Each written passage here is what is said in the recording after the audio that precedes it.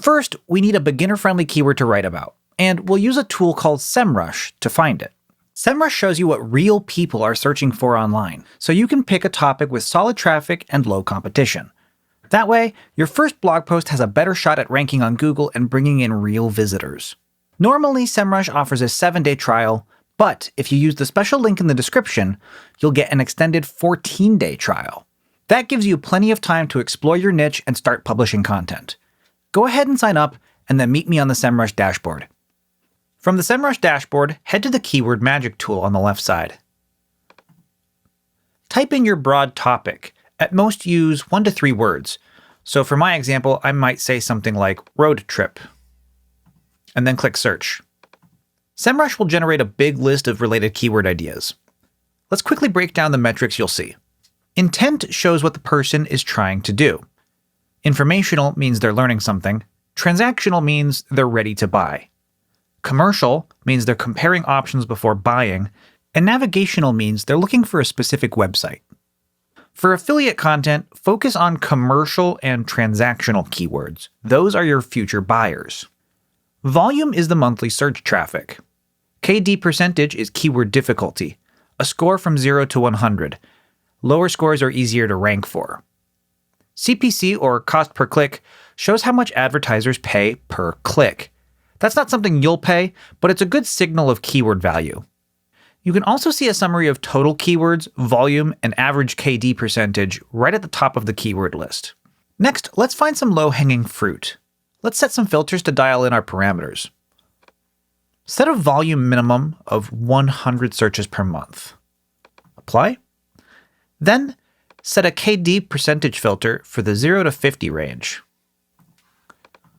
Then, apply the intent filter and select transactional. This leaves us with 146 keywords and a total search volume of 41,410, and an average keyword difficulty of 27%.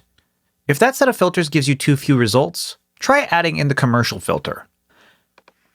Now look for keywords with strong purchase intent, things like best X for Y, or how to choose a fill-in-the-blank product type, or X versus Y, top tools for fill-in-the-blank goal, or X review. I like to hit Command F on Mac and then search the page for best. That way, I can quickly scan through and see which keywords have best highlighted.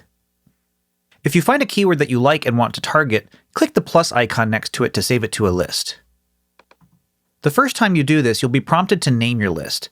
Something simple like road trip keywords would work in our case.